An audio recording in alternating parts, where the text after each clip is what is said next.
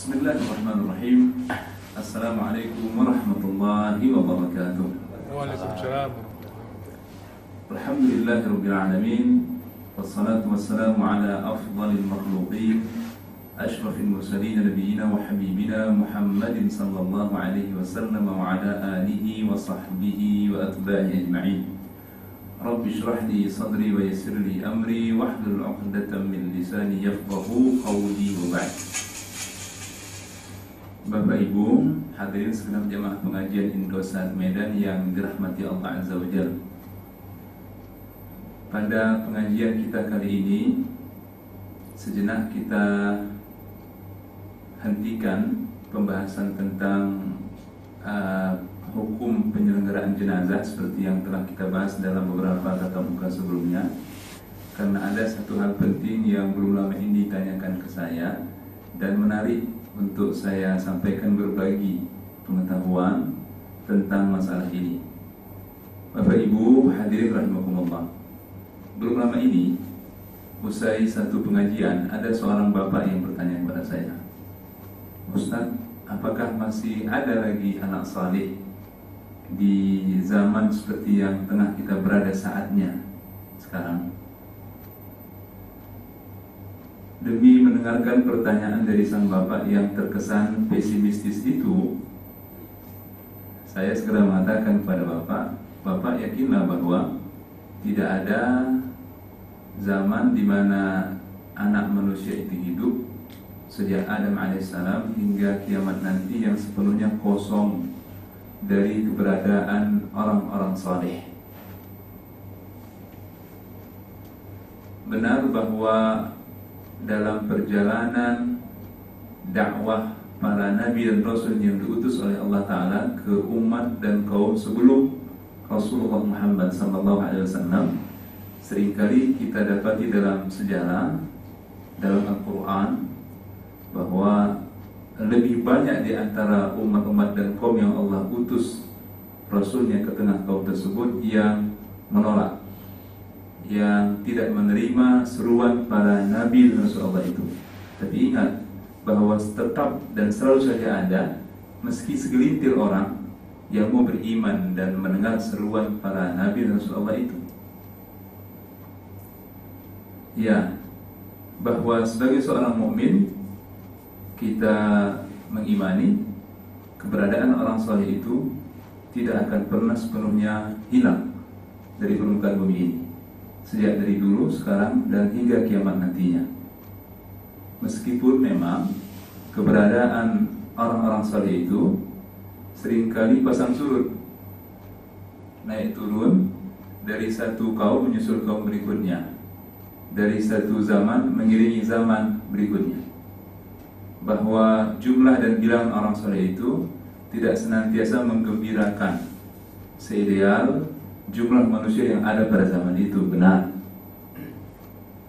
Tapi satu hal yang perlu saya sampaikan kepada Bapak dan kepada kita semua, bahwa yang dimaksud dengan orang saleh itu termasuk anak saleh atau orang dewasa sekalipun dia yang saleh itu siapa, dan dia patut disebut saleh menurut siapa pula. Nah, Bapak Ibu hadirin rahimakumullah, kata salih itu jelas dari bahasa Arab yang sudah dibakukan ke dalam bahasa kita, sama seperti banyak kosakata lainnya yang berasal dari bahasa Arab kemudian dibakukan dan populer pengucapannya dalam bahasa kita sehari-hari. Dalam bahasa Arab, saleh itu punya banyak arti menurut bahasa. Kalau ada mungkin di antara Bapak Ibu yang pernah berjalan-jalan ke Thailand bagian selatan, Patani, Yala, Acai, atau ke perbatasan Malaysia itu yang berbatasan dengan Thailand selatan itu, Kedah, itu orang di sana ada menggunakan kata mat saleh. Mat saleh. Jadi pernah satu saat waktu saya masih kuliah di Maroko dulu, kawan saya orang Patani, usai film cerita, mat saleh itu ditumpuk, dipukul. Saya bilang, kenapa ada mat saleh dipukul? Apa pasal? Tanya saya. Rupanya Bapak Ibu tahu apa arti mat saleh itu? Ya? Bukan. Mat saleh itu dalam pengertian orang Melayu di sana artinya orang bule. Jadi mat saleh itu orang bule. Sudah lain pula pengertian saleh di situ. Nah, menurut bahasa Arab, dari sekian makna yang bisa diambil dari kata saleh, ada dua makna penting di sini yang berkaitan nanti dengan kata saleh yang kita pahami dalam tinjauan Islam sehari-harinya. Yang pertama, saleh itu bisa berarti yang baik, yang patut.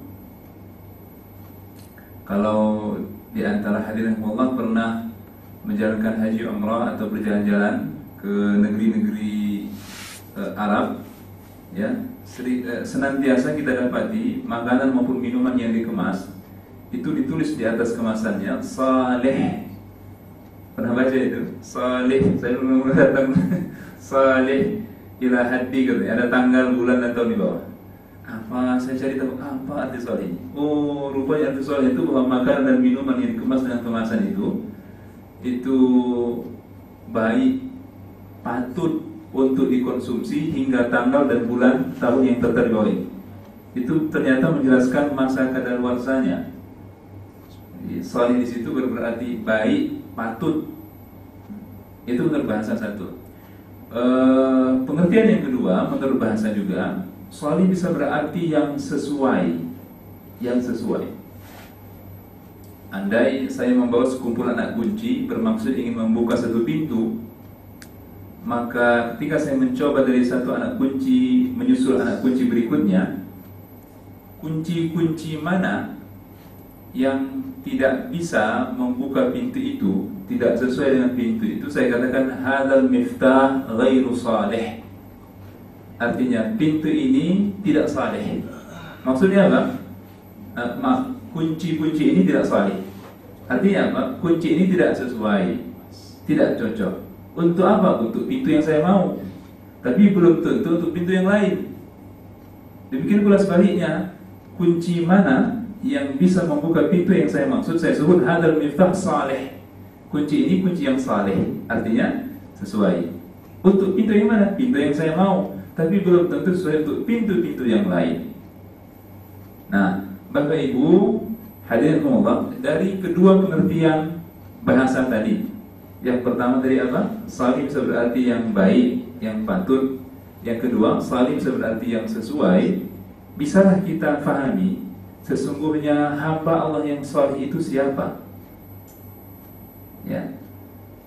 Pertanyaannya, apakah hamba Allah yang salih itu adalah hamba yang baik menurut kedua orang tuanya dan berperilaku sesuai dengan apa yang dimaui oleh masyarakat di mana dia berada? Oh, itu orang saleh itu sudah. Ataukah orang saleh itu adalah seorang hamba Allah, seorang muslim yang muncul menjadi pribadi yang baik akhlaknya sehari-hari serta sesuai tindak tanduk dan perilakunya sehari-hari dengan apa yang dimaui, diridai dan dikehendaki oleh Allah dan Rasulnya Sallallahu Alaihi Wasallam. Jadi mana yang menarik? Yang pertama atau yang kedua? Ya, artinya apa?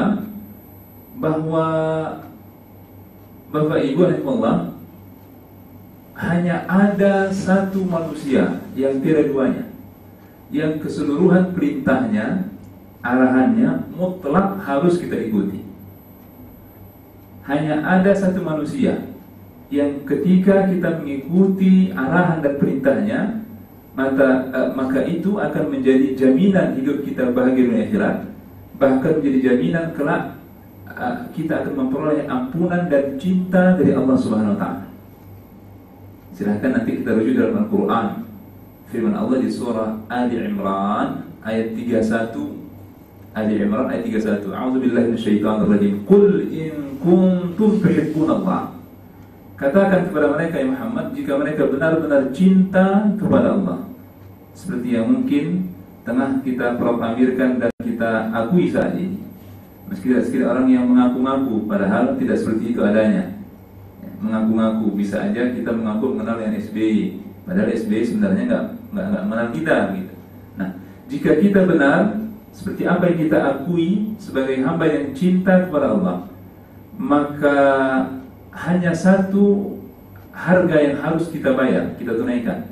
Hanya ada satu pengorbanan yang harus kita lakukan untuk membuktikan cinta itu, untuk membuktikan kebenaran cinta kita kepada Allah tadi.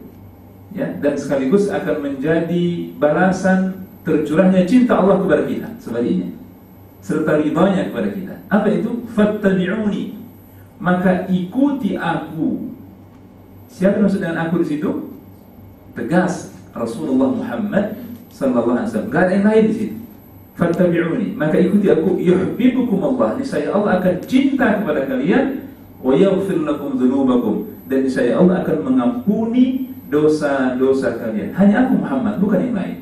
Artinya apa? Bapak Allah, hanya ada satu manusia yang keseluruhan perintahnya dan arahannya mutlak harus kita ikuti tanpa ada bantahan dan keraguan di dalamnya. Di luar Muhammad itu tidak mutlak benar. Di luar Muhammad tidak harus senantiasa selamanya harus kita patuhi arahan dan perintahnya. Siapapun dia tanpa terkecuali, termasuk maaf kedua orang tua kita kandung sekalipun, termasuk pemuka masyarakat dan tokoh agama di mana masing-masing kita berada. Gak harganya kebenaran itu. Riwayat Sahih menyebutkan bahwa pernah pada suatu ketika Umar ibn Khattab, Amirul Mu'minin pada masanya, ingin menetapkan mahar bagi seorang wanita pada saat mau dinikahi. Bu, saya tanya, apakah ada ketetapan dalam syariat Islam bahwa mahar seorang wanita pada saat mau nikah itu harus sekian bilangannya, sekian besarnya? Ada nggak, Bu? Saya tanya. Yakin? Iya, yakinkan itu gak ada. Tidak ada satupun dalil agama, baik dalam Al-Quran maupun hadis Rasul yang sahih, yang menegaskan besarnya mahar seorang wanita pada saat hendak dinikahi oleh seorang pria. Gak ada itu. Nah, pada satu masa Umar ingin menetapkan mahar itu. Maka di tengah keramaian orang ketika Umar menegaskan itu, berdiri seorang wanita sambil berkata dengan tegas, "Ya Ibn Khattab, kenapa berani-beraninya engkau menetapkan sesuatu yang Allah dan Rasulnya pun tidak menetapkannya?" Nah, demi mendengarkan penolakan yang tegas dari wanita tadi, Umar segera terperangah, sadar dia akan kesalahan dan kekeliruannya. Untuk Umar mengatakan kemudian, wanita itulah yang benar, sungguh telah salah Ibn Khattab, sungguh telah salah Umar. Ya Umar, artinya apa? Umar mengaku salah. Umar bin Khattab, ya, yang kala itu menjabat sebagai Amirul Mukminin, Khalifatul Rasul yang kedua. Umar bin Khattab, salah seorang di antara sahabat Rasul yang dikenal berani dan tegas dalam menegakkan kebenaran. Umar bin Khattab, satu dari sedikit sahabat Rasul yang 10 jumlahnya yang langsung lewat lisan Rasul yang mulia dijamin telah akan masuk surga, Al-Ashrah Al-Mubasysyarun bil Jannah. Pun ternyata tidak harus diikuti perintahnya. Umar pribadi yang mulia dan agung itu pun ternyata ada kalanya salah dalam mengambil fatwa. Tidak wajib didengar dan dipatuhi perintah-perintahnya.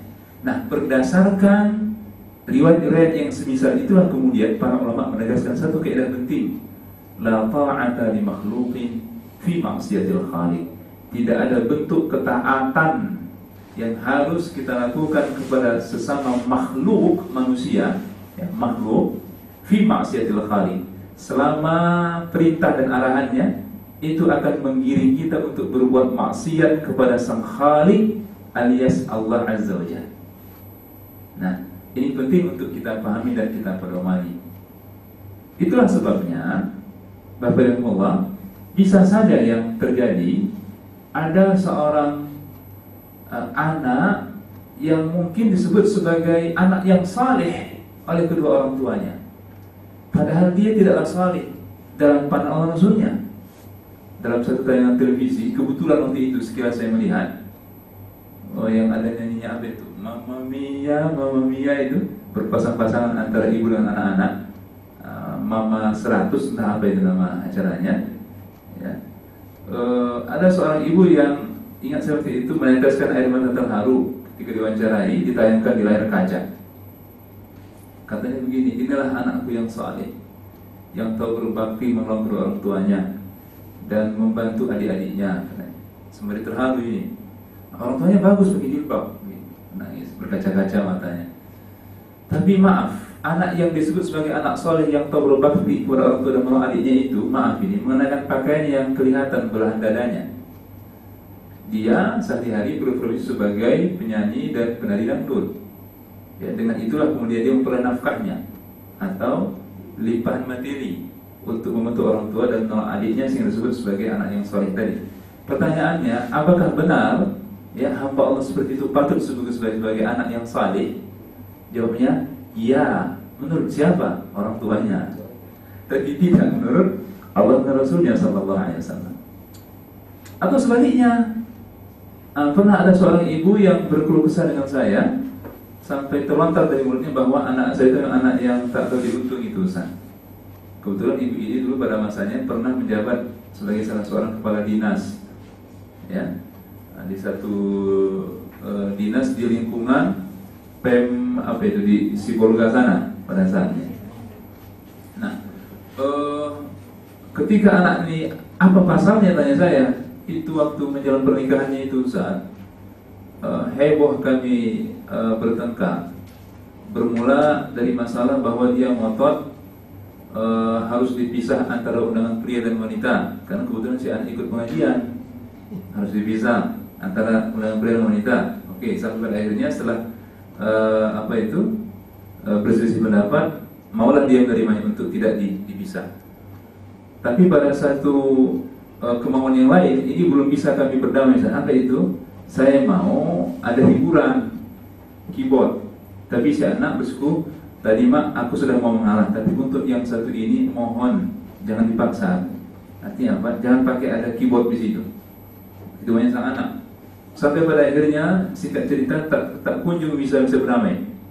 Hingga ketika hari hanya pun sang anak ini setengah-setengah hati mundur di pelaminan, gerah rasa dia. Nah, sampai pingsan sang ibu, menurut ceritanya pingsan. Jadi itulah muncul dan memang anak durhaka itu, San. Begitu.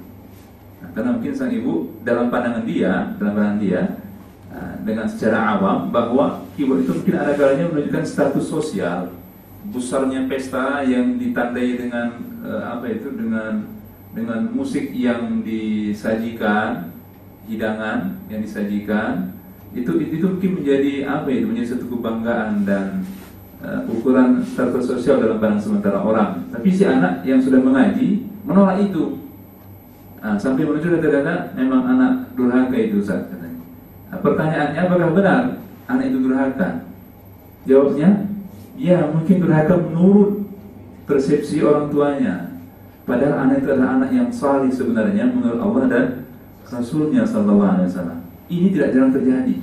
Al-Quran mengatakan itu. A'udzubillahi minasyaitonirrajim, wa in jahadaka, setelah Allah perintahkan kewajiban untuk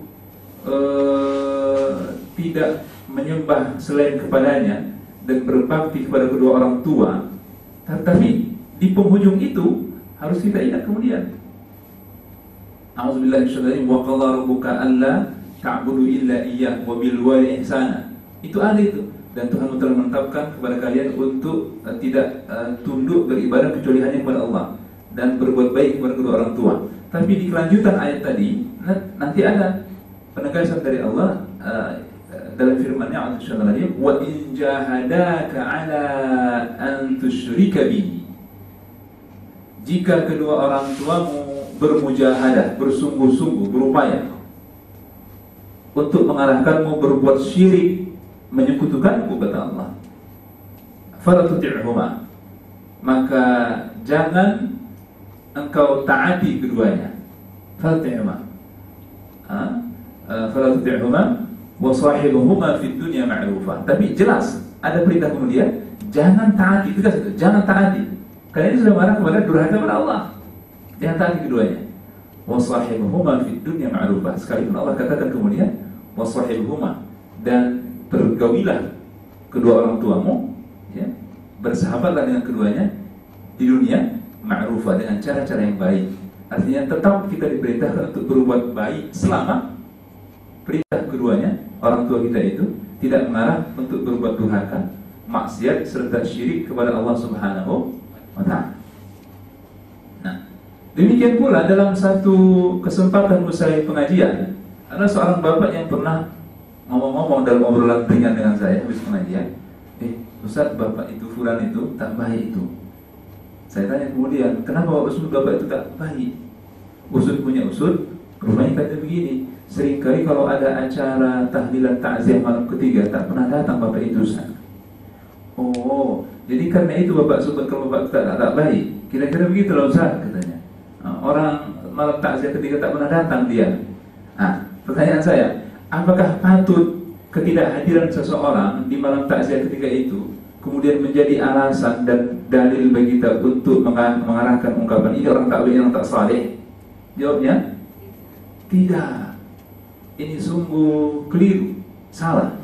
Ya, bahwa dalam dalil-dalil agama tidak ada satupun dalil yang menegaskan bahwa kehadiran seseorang di malam takziah ketiga atau sebaliknya ketidakhadirannya itu bisa berpengaruh kepada tingkat kesalihan atau tidak saleh seorang.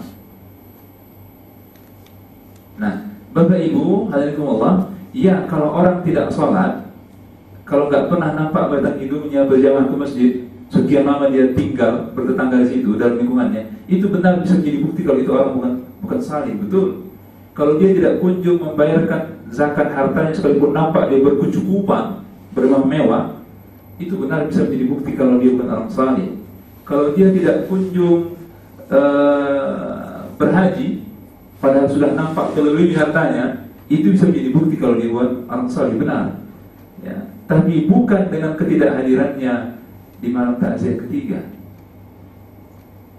Nah, ini perlu saya ingatkan bahwa tidak jarang kita, sementara masyarakat kita itu bersikap latah alias ikut-ikutan. Ya, begitu bersegera menghakimi, memvonis seseorang, perusahaan tertentu atau kelompok dan pihak tertentu, ini orang baik, ini orang tak baik, ini orang jahat, semata-mata karena klaim masyarakat luas, karena apa yang sudah menjadi pandangan umum, bukan seperti apa yang sesungguhnya dimaui oleh Allah dan Rasulnya Sallallahu Alaihi Wasallam. Ini perlu saya ingatkan. Nah, pada akhirnya di penghujung pengajian kali ini ada satu tayangan TV yang secara singkat waktu itu saya saksikan, tapi agak mengganggu buat saya. Belum lama ini ketika media tengah heboh-hebohnya dengan isu teroris dan terorisme, setelah sebelumnya kita digiring dengan isu Bank Senturi, belum lagi tahu gimana penyelesaiannya, sudah dibawa kita ke masalah teroris dan terorisme, digiring lagi kepada masalah nikah siri, dan sekarang untuk sementara di kasus Gayus Halomuan Tambunan dan makelar pajak. Entah apa lagi yang kasus mengiringnya. Begitulah terus. Artinya apa? Begitu mudah masyarakat luas digiring opini mereka, pandangan mereka, persepsinya oleh media. Ini satu hal yang tidak bisa kita tampi. Benar, begitu kuat pengaruh media. Tapi yang ingin saya sampaikan begini, ada seorang pengamat yang diwawancarai di satu acara terkait dengan teroris dan terorisme. Pengamat yang cukup dikenal, tak usah disebut namanya, pengamat sosial politik di tanah air kita ini. Ketika ditanya beliau, apa di antara ciri-ciri orang teroris itu? Katanya begini, di antara sekian ciri-ciri itu katanya, teroris itu adalah orang yang kerap menyebut-nyebut jihad, bercerita tentang jihad. Oh, ini pernyataan yang sungguh naif, dan ini mengganggu buat saya. Mungkin dia ahli di bidang politik, oke, tapi ketika dibicara tentang jihad, ini sudah masuk ke ranah agama. Tidak bisa orang memandangnya semata-mata dari kacamata politik. Jihad itu apa sih? Kan gitu loh. Jihad itu apa sih? Apakah jihad itu semata-mata dalam pandangan ulama Islam hanya mengarah kepada perang secara fisik, mengangkat senjata, mengangkat pedang, membawa bedil, senapang, itu bom, begitu? Ataukah ada pengertian lain dari jihad, Bu? Ada. Benar saya katakan, sebagian besar kata jihad yang dimuat dalam Al-Quran memang mengarah kepada perang secara fisik, betul. Tapi ada dalil-dalil agama lain, ya, yang menegaskan bahwa jihad itu tidak hanya terbatas kepada perang secara fisik saja. Di dalam Musnad Ahmad ibn Hanbal dan Sunan Ibnu Majah disebut satu riwayat bahwa pernah pada suatu ketika Sayyidah Aisyah radhiyallahu anha, istri Rasulullah, bertanya kepada Rasul, "Ya Rasulullah," ini kira-kira pernyataan orang yang agak cemburu ini, "kenapa kaum pria itu bisa maju ke medan jihad kemudian menjadi syahid, wafat dan surga bagi mereka? Kok kami kaum wanita nggak bisa ikut berperang ya Rasulullah?" Lantas tanya Sayyidah Aisyah, "Adakah jihad yang bisa kami lakukan sebagai wanita? Hal 'ala nisa jihad ya Rasulullah? Apakah ada jihad bagi kaum wanita?" Maka kata Rasul, "Na'am, jihadun la qitala fi." Ya, ada jihad yang bisa dilakukan oleh kaum wanita, tapi tidak ada peperangan di situ. Jihad yang tidak harus mengangkat senjata, jihad tanpa penumpahan darah. Apa itu? Al-hajj wal umrah, kata Rasul. Haji dan umrah. Jadi ketika seorang mukmin termasuk wanita bersungguh-sungguh, ya, mengumpulkan sedikit demi hartanya yang ia peroleh dengan cara yang halal, dengan niat yang ikhlas demi menggapai ridha Allah, kemudian dia menunaikan ibadah umrah, itu bagian dari jihad. Ketika ini saya sampaikan di satu pengajian di Masjid Darul Ma'arif Komplek Damar Raya, Krakatau. Kebetulan di antara yang hadir itu Pak Haji Dharma Bakti Ginting, mantan Ketua Umum dan sebuah FPI Sumatera Utara sekarang. Kalau itu pernyataan Ustaz, agak tegas suaranya, kencang suaranya. Itu apakah bukan kemudian mengecilkan makna jihad secara fisik, Ustaz? Tahulah kita arahnya itu kan kemana kan? Bukan itu maksud saya Pak Haji. Dia katakan, bukankah dulu ada apa itu seorang wanita yang menjadi wanita syahid pertama di Islam, namanya Sumayyah.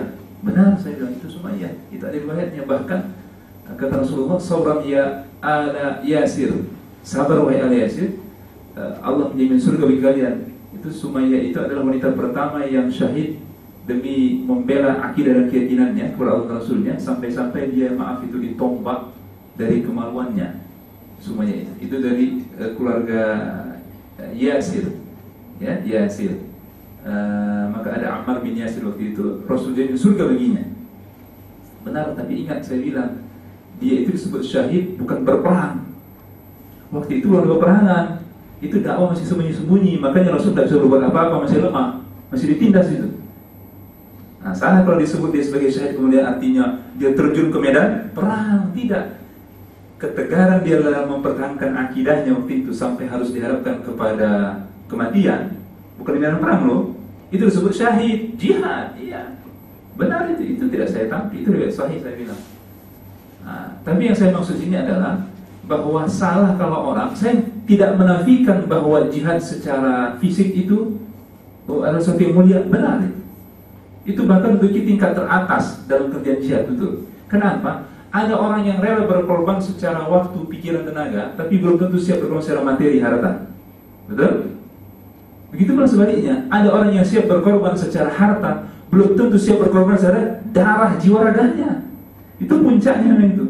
Jihad di medan perang itu memang puncak daripada pengertian jihad. Itu menduduki peringkat teratas. Itulah sebabnya maka orang yang wafat di medan jihad seperti yang sudah kita bahas kemarin, itu menjadi syahid dunia akhirat. Maknanya apa? Bukan hanya di akhirat kelak dia memperoleh keistimewaan, sejak dirinya sudah Allah dan Rasul tampakkan kemuliaannya, sehingga tidak wajib mereka dimandikan, tidak wajib dikafani, bahkan tidak wajib disolatkan. Itu pendapat yang kuat di jumhur ulama Islam. Boleh disolatkan ketahuan, tapi tidak wajib disolatkan. Kenapa begitu? Karena orang yang nyata-nyata mati syahid di medan jihad, wajib surga baginya, dan dia tidak membutuhkan doa orang yang masih hidup.